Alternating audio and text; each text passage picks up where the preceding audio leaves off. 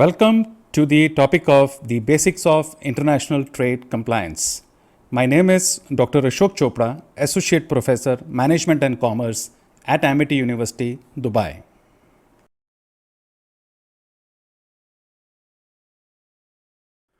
So what is international trade compliance? Trade compliance is the process and system of understanding and adhering to the laws and regulations controlling the export and import of goods, products, services, information, and technology between the United States and other countries. Trade compliance means operating within the many global regulations that surround trading activities and the import and export of products, services, and technology. That means complying with international export, trade, and financial laws. Trade compliance is commonly known as the process by which goods enter the United States in conformance with all US laws and regulation, while trade compliance is a core business process for customs. A significant amount of burden of compliance is also placed upon importers. For example, under Section 484 of the Tariff Act, as amended, the importer is responsible for using reasonable care to enter, classify, and value imported merchandise and provide any other information necessary to enable customs to properly assess duties, collect accurate statistics, and determine whether any other applicable legal requirement, if any, have been met. The Customs Service is then responsible for fixing final classification and value of the merchandise. The failure of an importer of record to exercise reasonable care can delay the release of merchandise and in some cases result in the imposition of penalties for acting without reasonable care. The law encourages companies that do not have the requisite skills to ensure compliance with all US rules and regulation to seek assistance of experts to ensure that these requirements are satisfied. There are various law assistance firms who provide clients the expert assistance necessary to classify and value merchandise, develop systems and procedure to ensure customs expectations of informed compliance are met. Focused assessment. A key component of customs trade compliance program involves the focused assessment. A focused assessment is a detailed review of the company's internal controls for custom transactions coupled with an audit of selected import transactions. The focus of the assessment is to determine the company's current level of compliance and whether or not there are sufficient systems in place to ensure a high level of compliance with customs laws and regulation for future transactions. After a focused assessment is conducted, the company is determined to be compliant or non-compliant. If company is found to be non-compliant, the company will be required to formulate a compliance improvement plan and tender any revenue found to be owing. The stakes are often high for company found to be non-compliance as custom continues to measure company's compliance through intensive cargo examination on a more frequent and ongoing basis. This process can significantly disrupt a company's just-in-time delivery program. Who's required to comply? You may think this will have the little relevance to you, but in reality, businesses from across all the industries have an obligation to adhere to compliance requirement. It is not a regulation in place for only security sensitive industry such as aerospace, defense, telecommunications, IT, energy, research, or financial institution. And the penalties for non-compliance can be severe. And yes, when you are already dealing with complex supply chain, one can really appreciate how challenging this can be.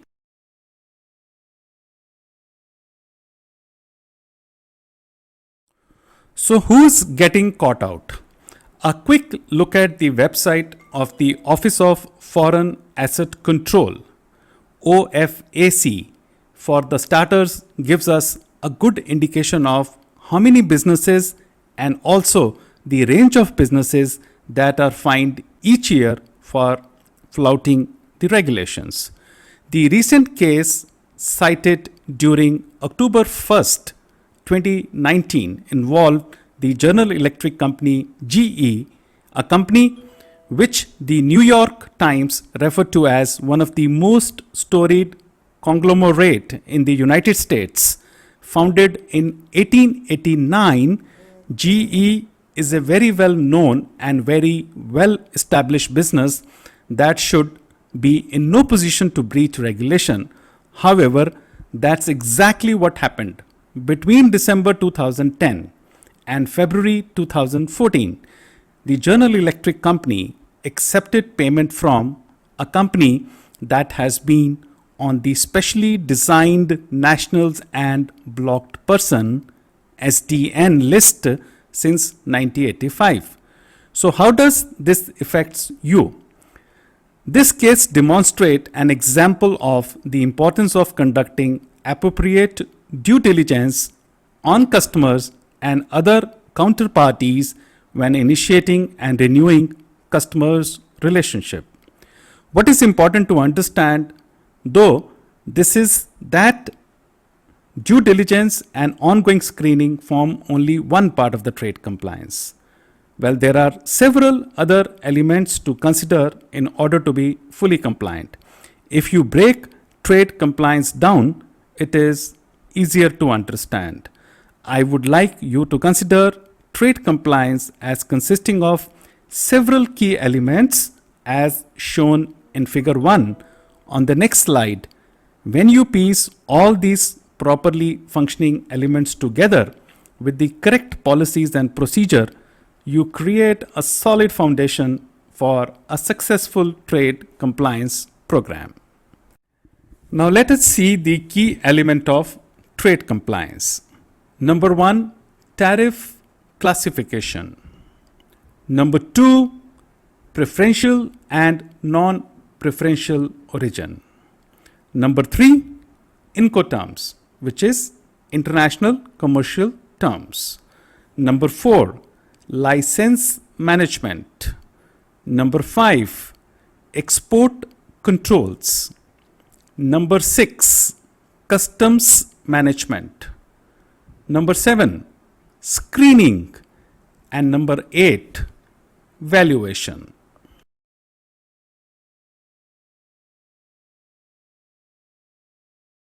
Now let us see the each key element of trade compliance.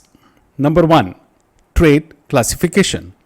The correct classification of goods using commodity and tariff code is fundamental for customs compliance, as well as establishing correct duty rates, origin of goods, intrastat, export control, and many other customs procedure. It is relatively easy to get this wrong if you don't fully understand the classification. If custom detects that you are using wrong classification, it will raise a red flag for your internal procedure, which can lead to further investigation.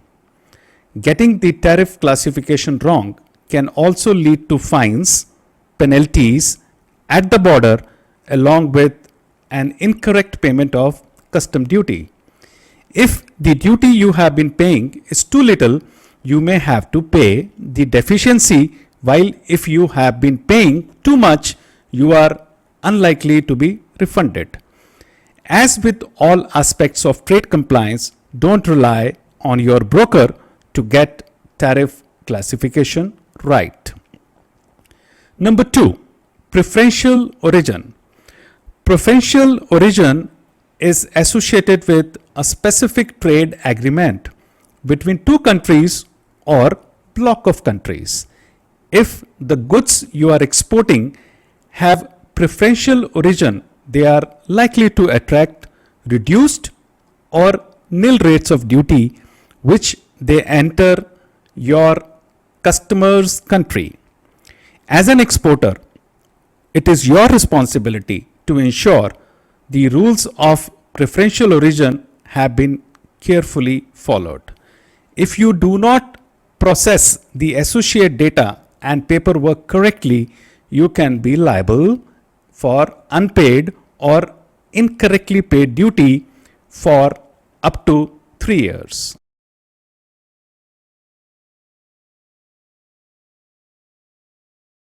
Let's come to part B of element 2, non-preferential origin.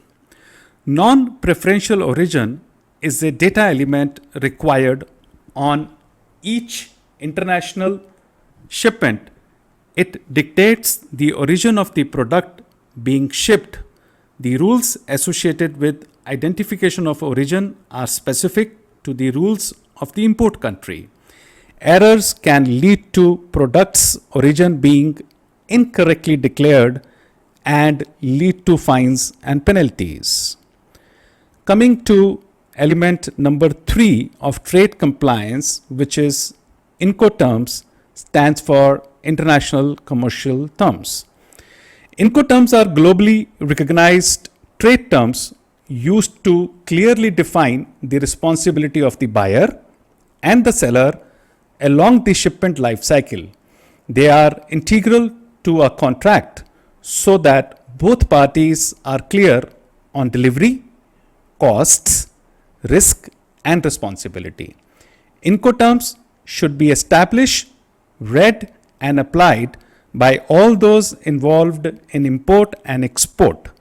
This will achieve benefit including significantly reduce risk of misunderstanding and disputes.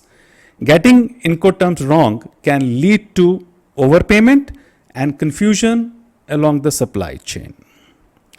Let's discuss about the fourth element, licenses and permits. When importing or exporting certain products, it is your responsibility to check if you require a license or a permit. There are controls, for example, on military, paramilitary goods, technology, medicine, chemicals, artworks, plants, and animals. Exporting or importing controlled goods without the right license is a criminal offense, and your goods will be delayed at the custom and could be confiscated. The best way to stay compliant is to establish specific license management controls with clear lines of responsibility.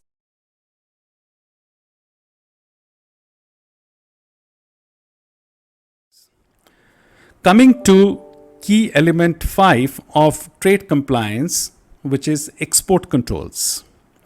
Certain products and underlying technology are subject to export control legislation as they could have harmful other uses.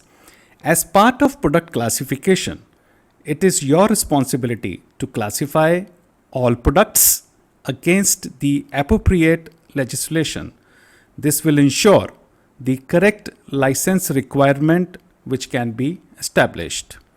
Different controls apply depending upon whether the goods are under ITAR, which is International Traffic in Arms Regulations, or EAR, which is Export Administration Regulation. Non-compliance with this legislation can lead to substantial fines and even imprisonment. Element number 6, customs management. If your business happens to be subject of customs investigation, how will you manage it? It is important to have a clear action plan to help any trade compliance issues be resolved quickly and smoothly. Effective broker management is integral to ensuring your customs management is spot on. Coming to element number 7, screening.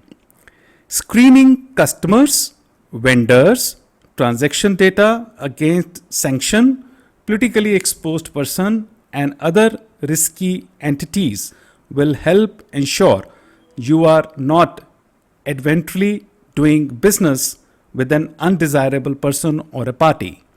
The basic principle is fairly simple. Compare all data relating to the customer, supplier, employee, or transaction with the data contained in the relevant external list, such as those from the Office of Foreign Asset Control, the United Nations, or the Office of Financial Sanctions Implementation, among many other, depending upon your business. To mitigate risk, screening should be conducted not only at the beginning of the new relationship, but also on daily basis and when dealing with transactions that include a party that is not within the organization. For example, payment screening. Sanction breaches are criminal offenses and can lead to fines and even imprisonment.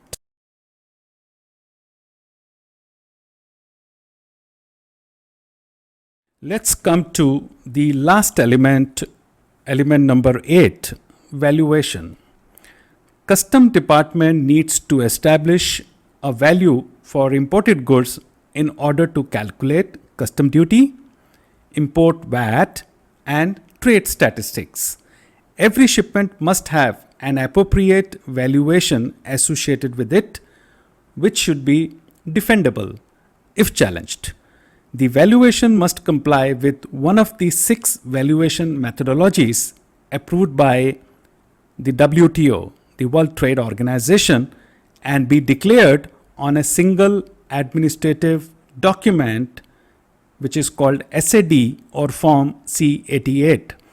Valuation error can lead to fines, penalties, along with under or overpayment of duties. This can lead to customs authorities challenging the valuation methodology, so it is important to take care to assess shipments and applied values to identify and correct discrepancies. Now let's understand, why does trade compliance matter? Well, trade compliance is the responsibility for all businesses and especially important for those importing and exporting. The bigger the business, the greater is the compliance expectations. You should fully understand what rules, regulation apply to you and how to manage these to be compliant. Getting trade compliance right means you will meet the demand of the customers and suppliers while supporting long-term growth, sustainability, and competitive advantage. It is one of the hidden elements of a successful global supply chain. The weight of today's regulatory pressure makes robust trade compliance controls especially important for mitigating risk, which include it protects corporate reputation and employees by facilitating legal and responsible trading. It minimizes exposures to fines and penalties. It promotes the customer satisfaction by avoiding shipment delays and ultimately saves money by avoiding delays, investigation, and penalties.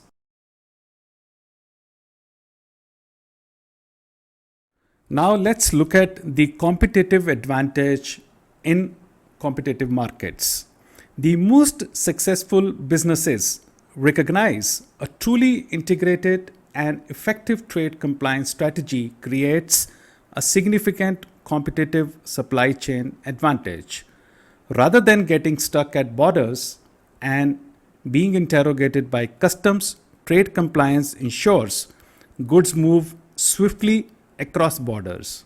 For all businesses, regardless of size, the only way to manage trade compliance risk is to have an effective trade compliance program.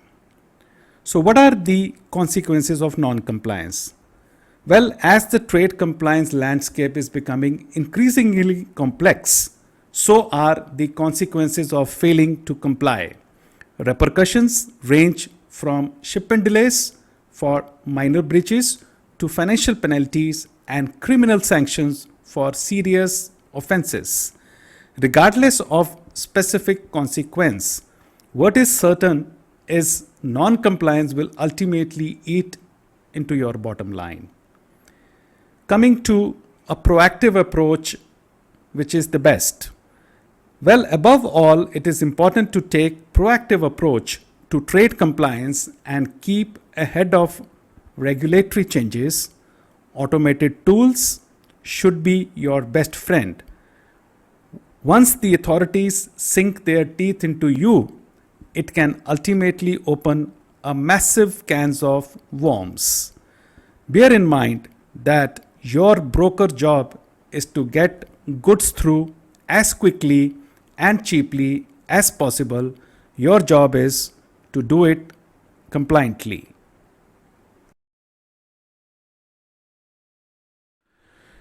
Let's now look at the risks and control. Just as global trade compliance functions lack visibility over local activities, many of them lack of knowledge of risks in the various regions, and about 60% in European, Middle East and African region, and under half in the other regions.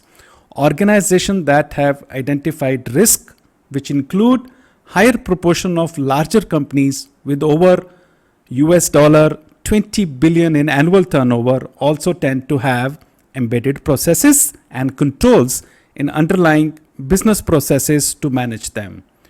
To verify the effectiveness of these processes and controls, the trend towards the internal peer-to-peer self-assessment is increasing. Recent years have also seen a rise in the number of organizations engaging in internal and external audits to gain assurance that controls are well designed and effectively deployed. While third-party trade compliance audits offer the highest level of the assurance, many companies are gaining acceptable comfort by balancing high volumes of smaller internal audits and peer assessments with external audits of selected areas of particularly high risk or strategic importance. Last, investing in technology and resources. Well, only small majority of larger organizations with US dollar 20 billion of annual turnover say they use global trade management software and technology to manage aspects of their import and export activities. Well, overall, the use of global trade management software is even lower, as reported by just over half of the organization. Where such solutions are in place, they are most commonly used to improve the efficiency and data quality in operational process such as import and export classification, free trade agreement, and import valuation. Friends, well, that ends my presentation. Thank you for your kind attention. You may ask any question you have in your mind. Thank you very much. Let's have your questions, please.